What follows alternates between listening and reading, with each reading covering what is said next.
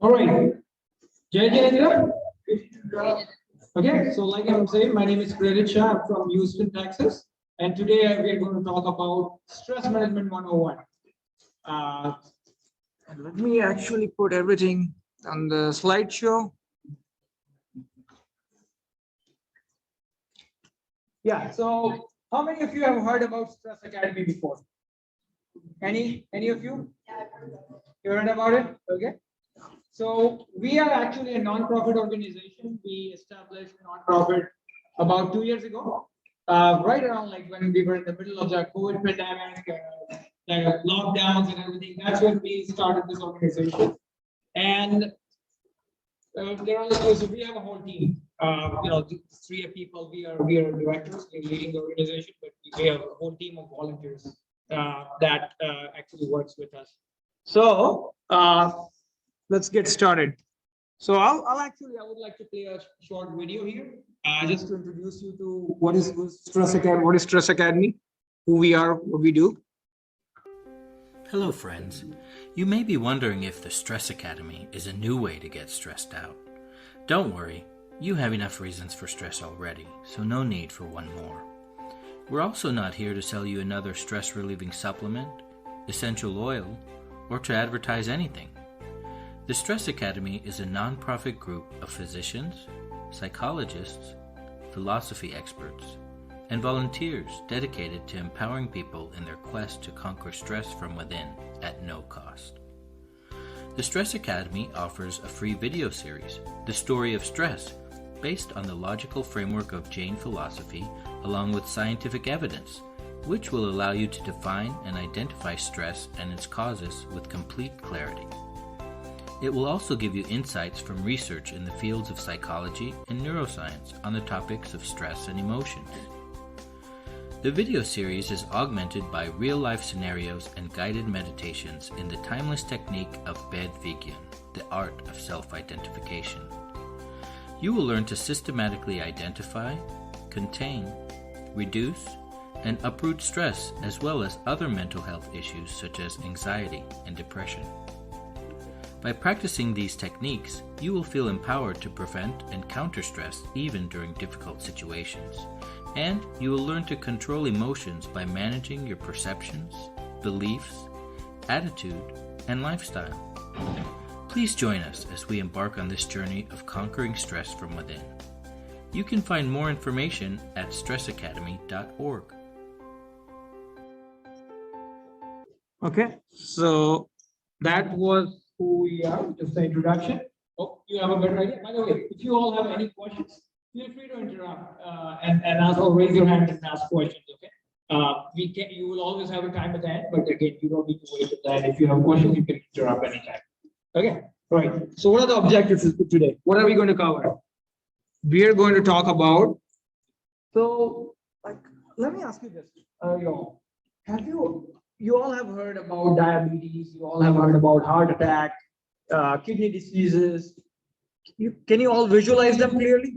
What is diabetes? What is diabetes? Can you say it louder? Yeah. All right. Yeah. What is heart disease, like the blockage or the heart attack? What is heart attack? Yeah. Yeah. Correct. Yeah. So you can clearly visualize it, right? Now I'm going to ask you: Have you all experienced stress? Yeah. Is there anyone here who have never experienced stress? Nobody, right? Everyone, including animals, they go through stress. But let me ask you this: Can you define stress? Anyone? State of pressure. I mean, that's sort of what we feel, right? But again, can you imagine it as clearly as what you just described, diabetes or like heart disease or cancer?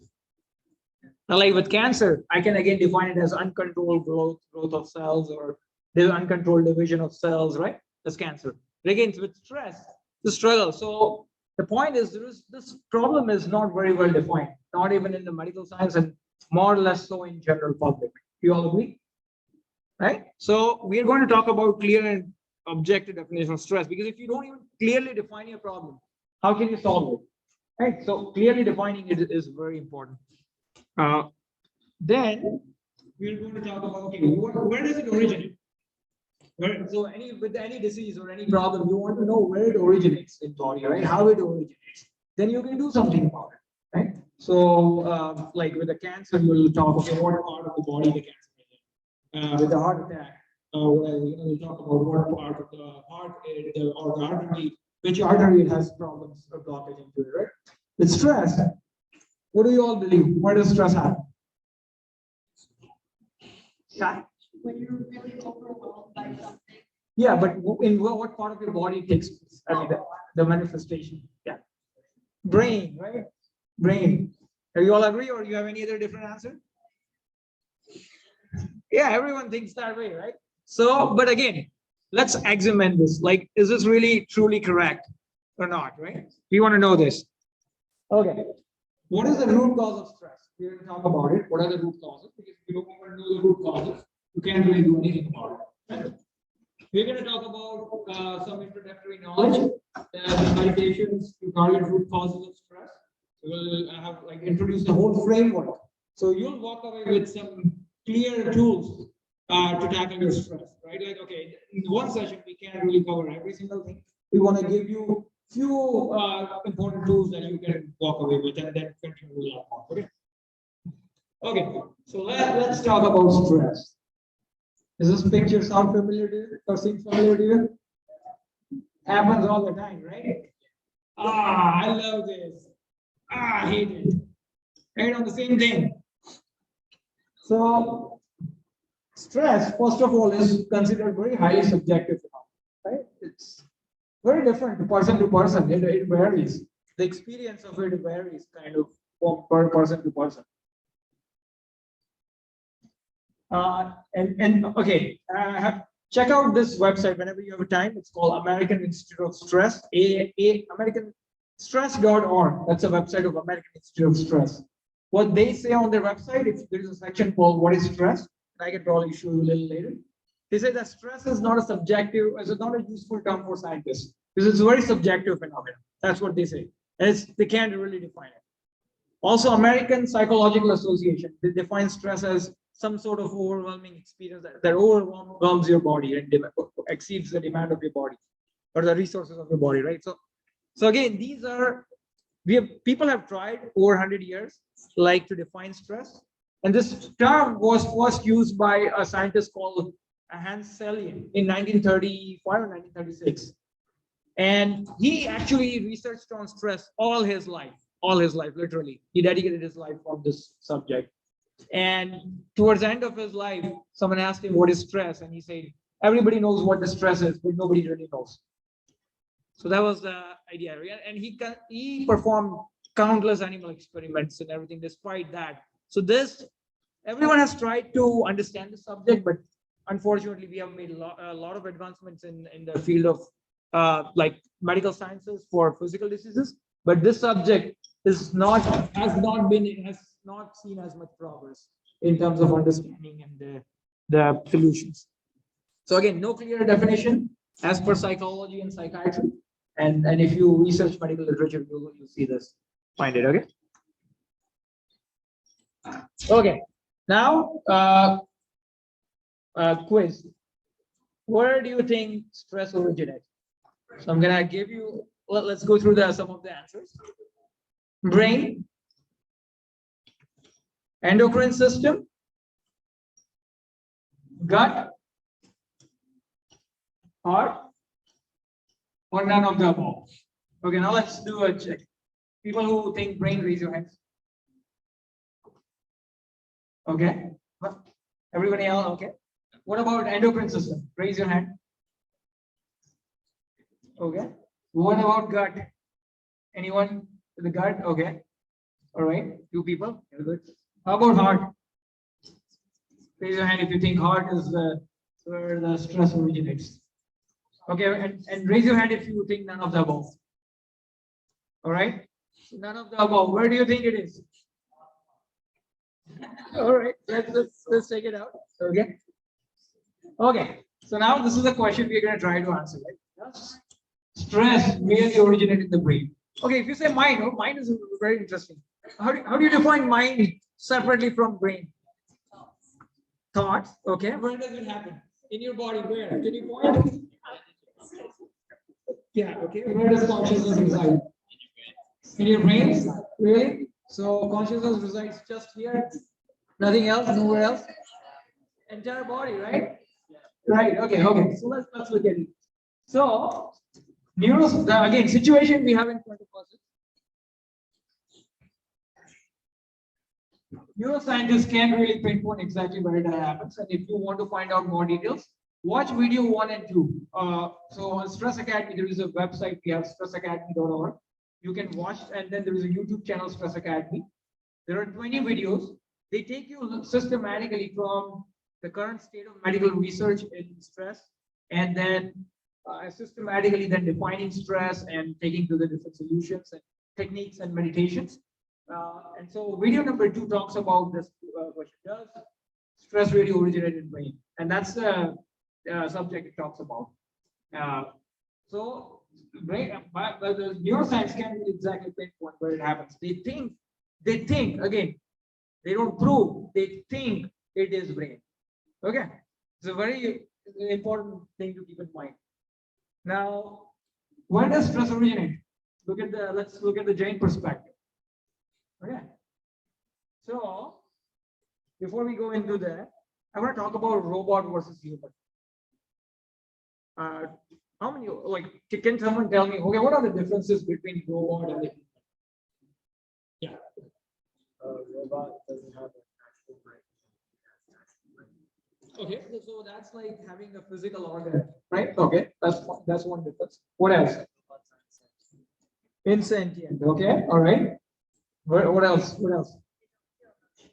They don't feel emotion. Very good. Very. And then the sentience part, very important to keep in mind. What else? What else? Yeah. Yeah. So they don't have consciousness. So again, they're not sentient being, right? So similar to that. What else? Anything else? Yeah.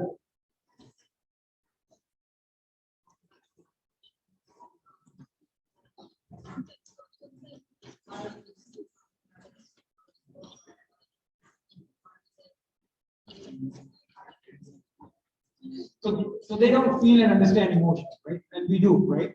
So again, I'll summarize. Like you mentioned, they don't have physical organs like we do. They have different type of physical organs, right? They're like made from semiconductors and whatnot, right? Circuitry. Other differences, they don't have consciousness, like they're not sentient beings. They don't understand. They don't have knowledge. Now think about it. They do have information, right? I mean, they're sensors carrying the signals. It is nothing but information. And we do have information too. Our eyes send signals to our brain. But do they have knowledge? There's a difference between information and knowledge. Have you ever thought about this? We all use these words interchangeably, right? We think information equals knowledge. But have you ever really paid attention? Like there's a deeper meaning behind it. So robots do have information. But do robots have awareness? Robots have information like we do.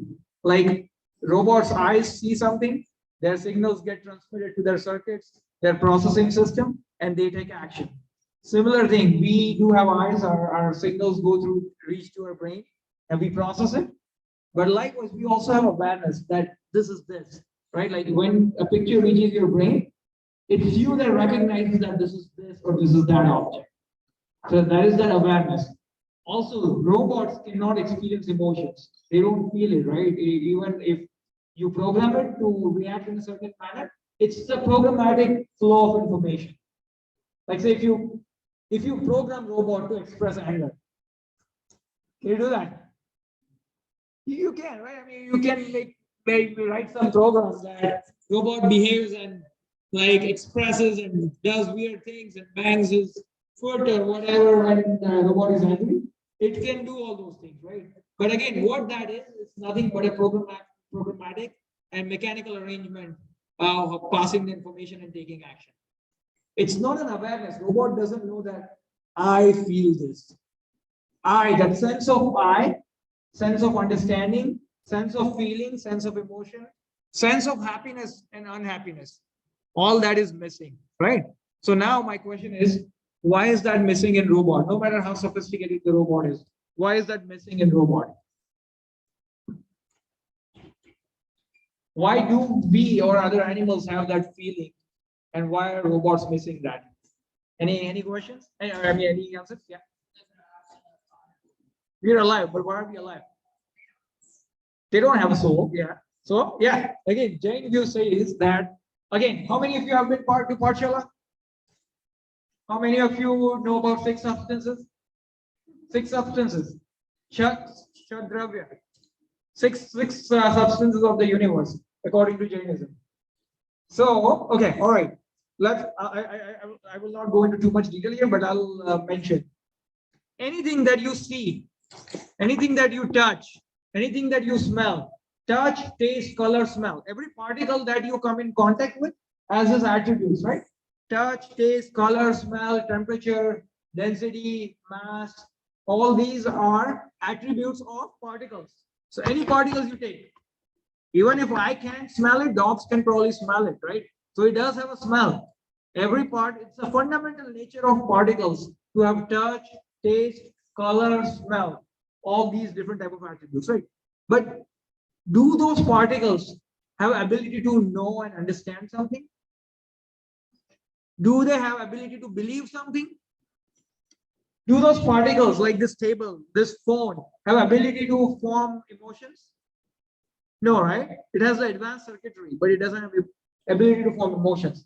And it's not that it's some sort of mechanical issue or electronic issue with the phone. It's a fundamental nature. The particles don't have fundamental nature to understand something. They don't have ability to understand. They don't have an attribute called knowledge. So in Jainism, right, what we call is anything that has touch, taste, color, smell, mass, all these attributes is called Pudgal.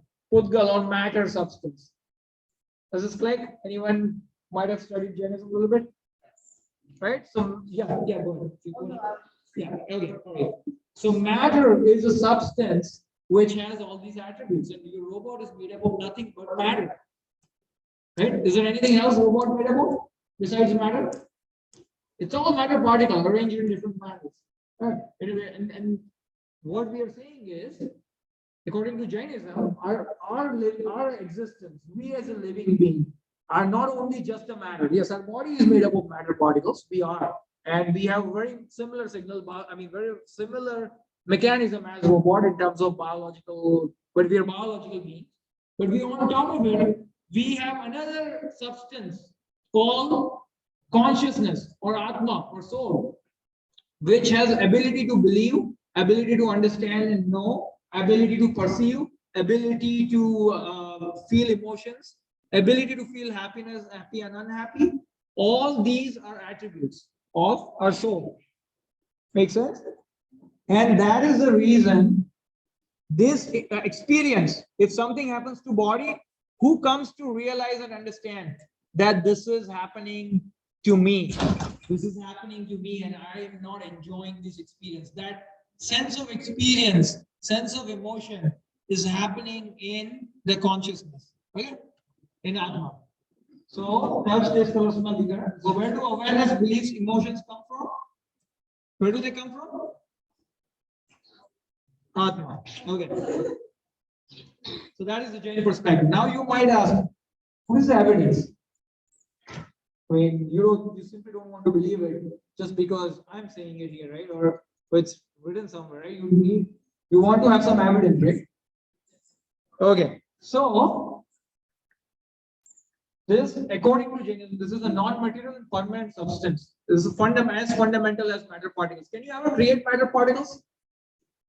Can you ever destroy it? Why? Why? Why is not created? What law governs that in modern science?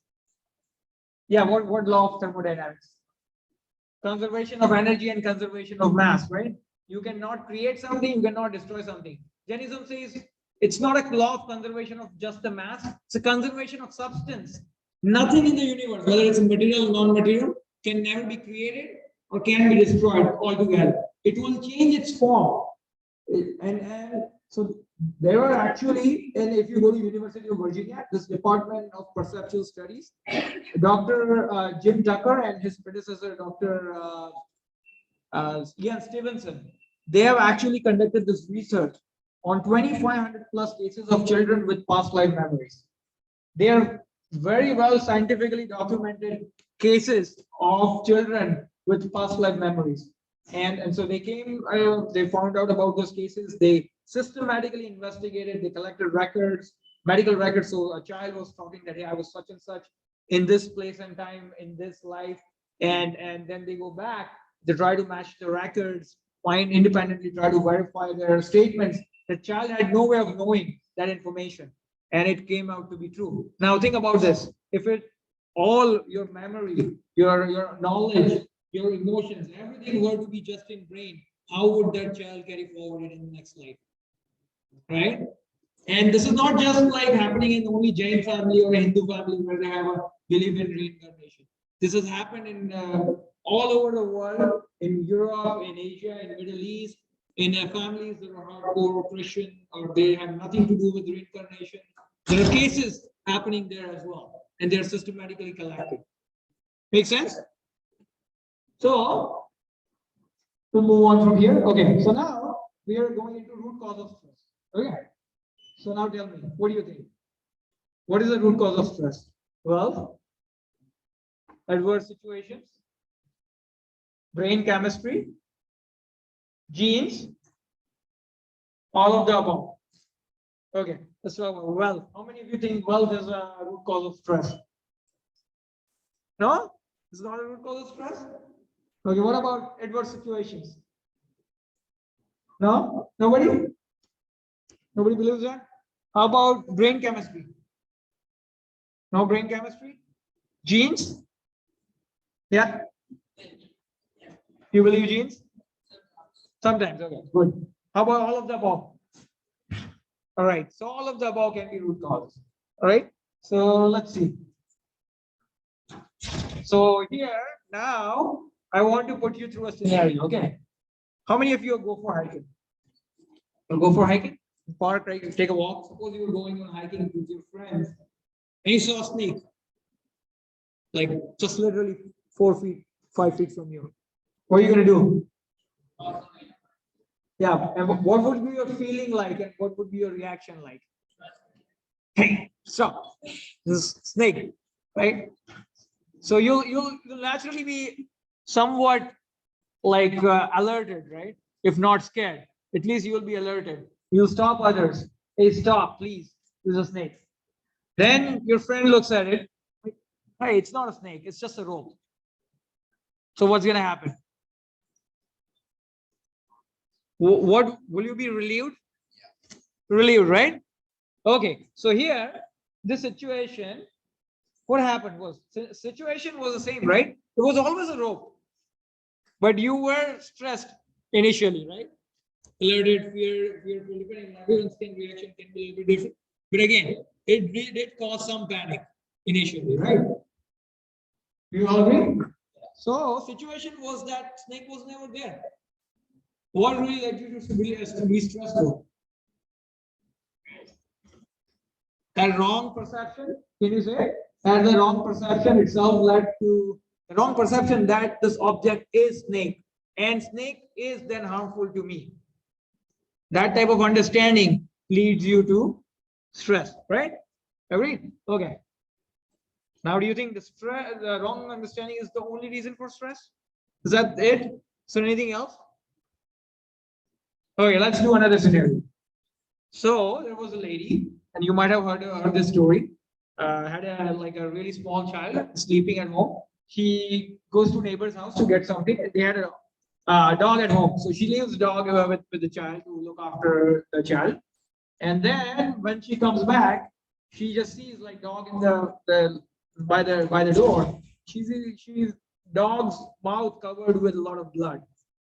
And what does she do instantly? She starts beating dog. It's like, oh, she hurt my child.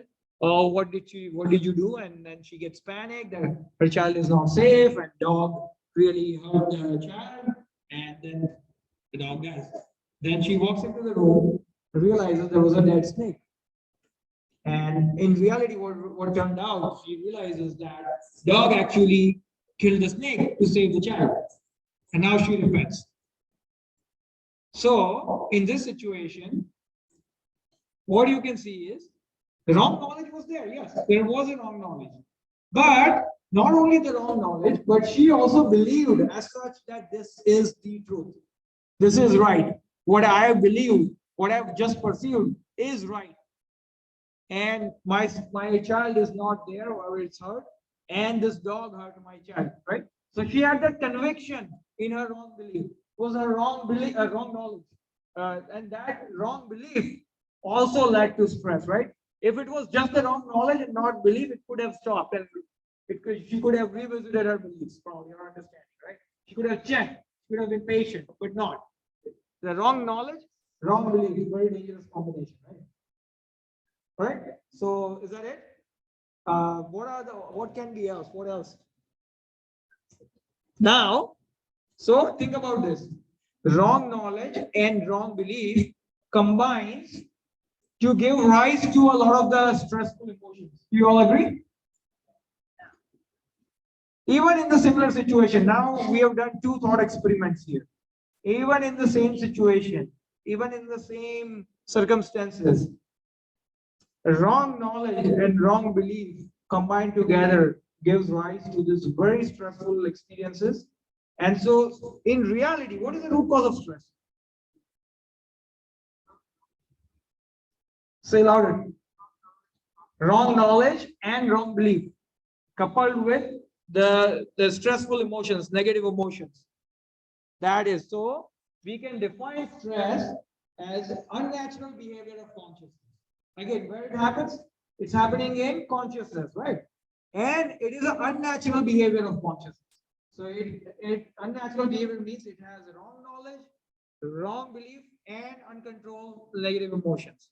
That's leading to stress. So that's how we can define stress, right? Now let's come back. Now, if I ask you to visualize stress, can you visualize stress? Can you imagine in your head? Right? Is it giving you much clearer picture than before? Right? So anytime you're in a stressful experiences, all you have to do is you have to ask, okay, what is the situation? I agree that may be a situation that led you there, but the situation, what was my underlying wrong belief? I mean, wrong understanding and wrong belief and wrong emotions, negative emotions, right? It can be anger, fear, frustration, jealousy, greed, whatever, right? It can be whatever, right? That can lead to that. So stress has there are three pillars to stress. Wrong knowledge. Can someone repeat it? What are the three pillars of stress? And in Jainism, there are specific words to it. Do anyone know those specific words from Jain philosophy? Yeah, go ahead. Yeah. Who said something about mithya? Mithyatva is wrong belief. So mithya darshan, mithya gyan, mithya charitra. Have you heard of it? Mithya darshan, gnan charitra. And then the first slok of Tattva Sutra. Anyone remember first slok of Tattva Sutra? Samyak darshan, gnan charitrani, moksha marga. So I hope everyone have heard of Tattva Sutra, right? One of the most famous scripture from Jainism. And the first line, the first slok of Tattva Sutra says, Samyak darshan, gnan charitrani, moksha marga. So right knowledge, right belief, and right conduct basically forms the moksha marg or path to liberation. And wrong knowledge, wrong belief, and wrong conduct means negative emotions, wrong emotions, lead to sansara. And more importantly, in this context, it is the reason for our stress. In any situation, this is giving you a framework to think through your stressful situations. Don't only blame the situation. Yes, you may need to take care of the situation, but along with the situation, it's not just a situation. There is a lot to tackle with in terms of our underlying wrong beliefs and wrong knowledge and emotions. Those are three pillars we need to think through it. Okay. So type of wrong beliefs. What are the different types of wrong beliefs? So sometimes people have different types of wrong. Sometimes we have wrong beliefs about different events or situations. We think that something is different than what it could have been otherwise. So not having a factual understanding of something, right? But more importantly, there is another type of wrong belief which we are talking about here in Jainism. It's about our own self. Who do we think we are? And most of the time, we attach ourselves with our worldly identity, which is our body, our identity that is attached to our body and our surroundings. That's all who we believe we are, right? We are like such and such, whatever. I'm Prerit, I'm maybe a professional or engineer, or I'm a student, or I'm from this and this country, or this and this family. All this is what we form as a basis of our identity. And we don't carry any our real identity. And like in reality, our true existence, our true understanding, our true identity is our soul, right? Our everlasting consciousness. So it's like our worldly identity could keep changing, right? Today I may be an engineer, but tomorrow I may be retired. This happens, right? Einstein, growing up, was not a very bright student, but then after certain years, he was really one of the brightest, one of the top-notch scientists in the world. So these things do change, but despite that, your underlying existence as a consciousness doesn't really change. And so, not knowing that, what we do is we keep attaching ourselves all the success and failures and everything to our worldly identity and thinking that this happened to me and I'm responsible for it, or I feel it. And that type of strong bonding or attachment leads us to experience tremendous grief and stress. Right? I'm not saying we don't have to work towards our career or anything. We need to work towards our goal in career because we are all like living in our own life. But at the same time, we need to realize that, okay, I have a separate identity from this. I can work towards whatever I need to do, but at the same time, my success and failures are not solely defined by just the worldly identity. And okay, I do have goals and expectations, but if it doesn't work out, I'm prepared to accept the outcome because we don't control everything, right? The other wrong belief we have is I control everything, right? I control all the things in my success and failure, right? Like for example, if you're going for an interview, what you control is your efforts, but do you control the outcome or the other person's effort? Do you control that in that process? You don't, right? So you being aware that you're responsible for your own efforts and for whatever you do to yourself, and you don't really control everything else, then that gives you this ability to be detached from a lot of different things, right? And not be that stressful. Okay, and then also we carry wrong beliefs about relationship and interaction of self with the rest of the universe, and that happens, right? So all these type of wrong beliefs we need to correct. Now, let's talk about. Now we talked about any questions so far. Anyone has any questions? Now, what happens is a lot of times, what do people try? What do people try for stress? What have you tried? Huh? Yoga? Yeah, you come. Medicine, supplements? Yoga? Pranayam? Yeah. Hobbies? Yeah. Yeah. Exercise? Laughter? Being social? Have you all tried all this, right? Now let me ask you this, and again, they all have a role in making you feel better for time being. Again, they can do that. At least if you're suffering for time being, it can help you alleviate those symptoms. But do they really address your wrong understanding and wrong beliefs? Those are physical activities. May have a role in even maintaining a good health and stuff. Not denying that. But do they really address wrong belief and wrong knowledge? No, right? So to really counter stress, they help you suppress those emotions for the time being, so help you feel better. But it's not a permanent and everlasting solution. So what is it? So let's talk about real life scenario. What did we all go through in the last 2 years? COVID-19 pandemic, right? And you all remember that tremendous time of panic where nobody was even getting out to do groceries, and nobody was meeting anybody, and you could see so much anxiety in the society, right, around COVID-19 pandemic. So now let's analyze this. What leads to stress? Can someone talk about it? So possible exposure is one of the things that can happen. But couples, how is it coupled with a wrong knowledge and wrong belief? to lead to stress and anxiety? Can someone talk about it? Can someone talk about it? Like say in COVID situation. Yes, there is always this possibility of having an exposure, and people might have even went through it, right? Like, but that's not the only thing, right? Physical circumstances are not the only reason, right, that people end up in stress. Like sometimes in the same situation, the other people are not stressed. So what happens? How does the wrong knowledge? So wrong belief and wrong knowledge, how they combine is, first of all, we believe that this body is our only identity. If this body is not there, I'm not going to be there. So that leads to tremendous fear. And then we think that, okay, there is no other way to get out of it. And these type of wrong knowledge, wrong beliefs combines to form this intense attachment just to our body. And that leads to a vicious cycle. Yeah, research scientifically proves that, right? When you're really worried and in stress, it reduces your immune system. It reduces the effectiveness of your immune system. Makes sense? And when that happens, then you're becoming more prone to the illness that you're trying to avoid. So if we become more detached, then okay, look, again, there is always a possibility, but look, nothing is going, like my real existence is Atma, soul, and I can be detached from that. And when you even contemplate this separation, right, it gives you that fearlessness, and being able to be detached. And that in turn help you be more healthy. But most of the time, we are just so worried about in this vicious cycle that, oh, it's going to cause COVID. Now what? So what? Now what will I do? It's the end of the world. It leads to that vicious cycle to us, right?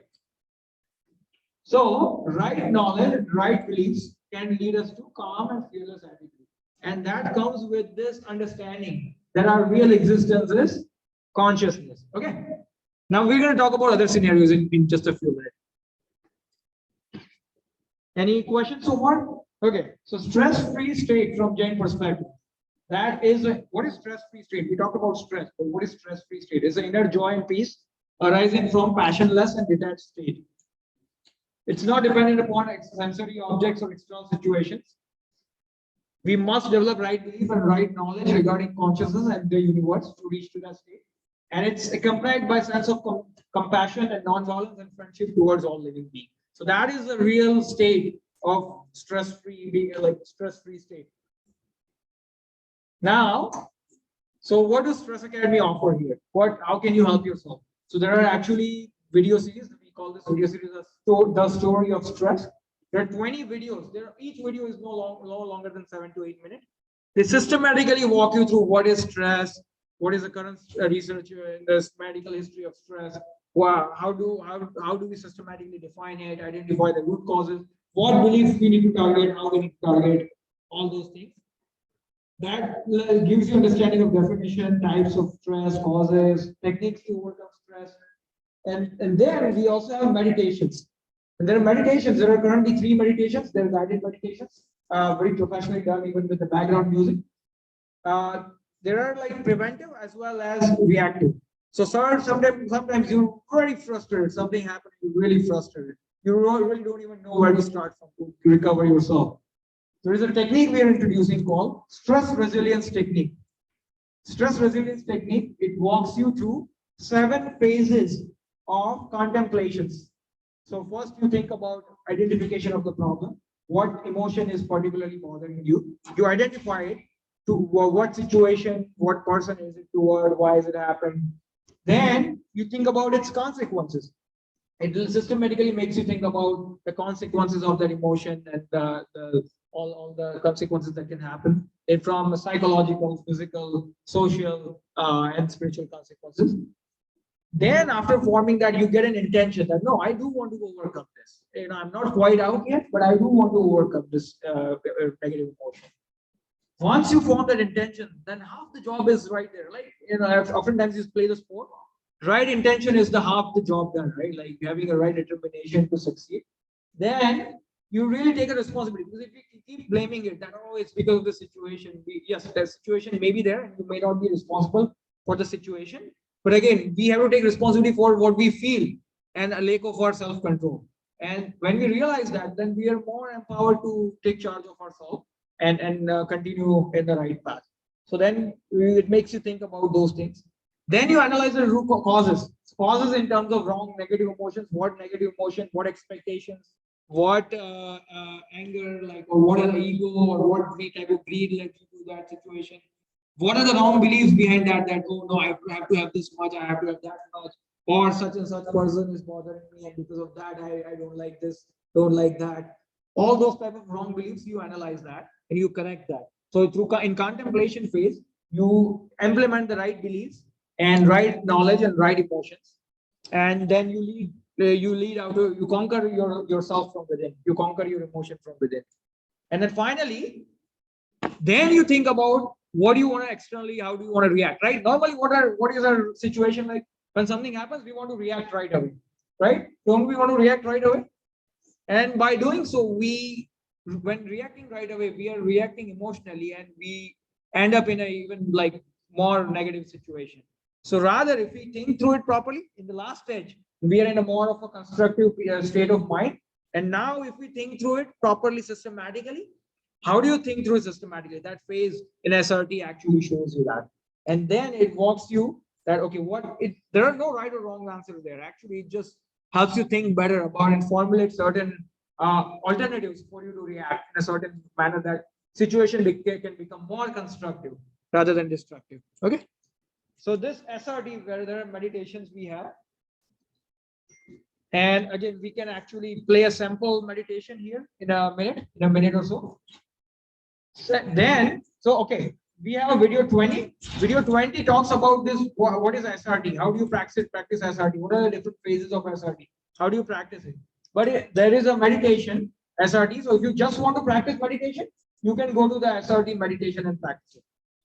And then there are also, we have a preventive meditations as well. So called Vegan, art of self-identification and art of practicing free will. So these are the meditations we would recommend. They're like 13, 14 minute long meditations. And these are the different tools that you have. And again, where do we get this knowledge from? Our Tirthankaras, our Acharyas, our scriptures, Kunkund especially. And you can find more information on stressacademy.org.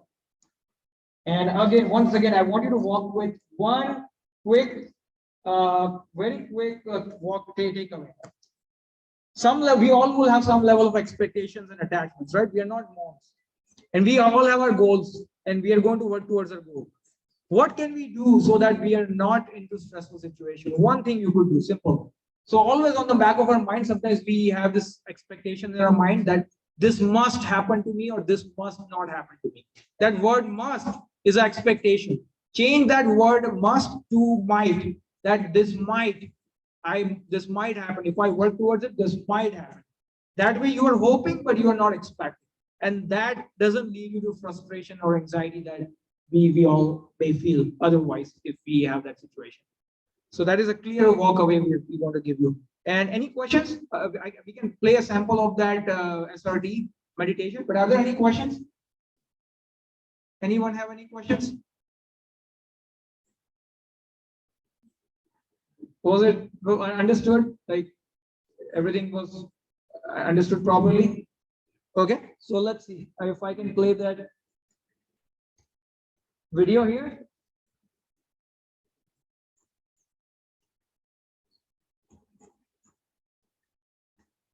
Okay.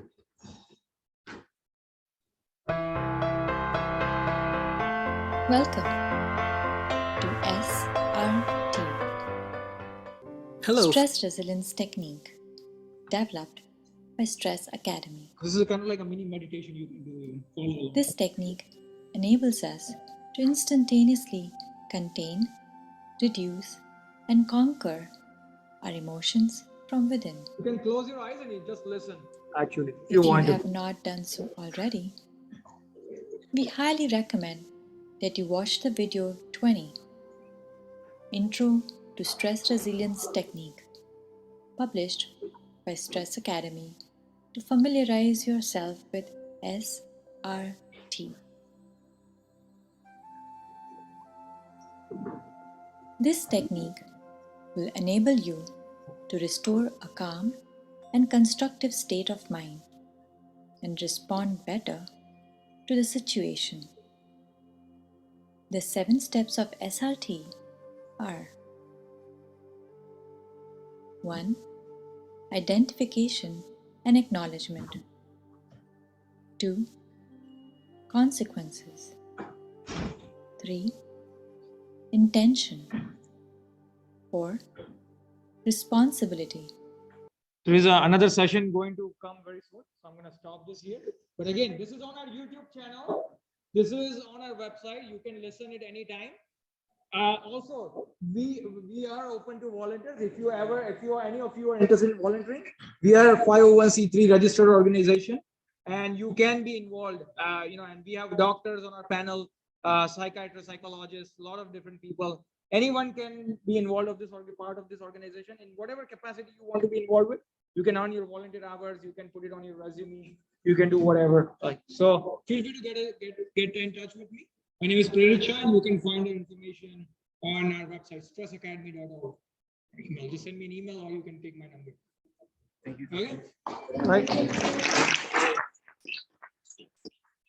Okay. How many of you are from college, and how many of you are in high school? How many of you are in college? Okay. All right. Now, how many of you are in high school? Okay. All right. Good. Okay. There is one more session coming here.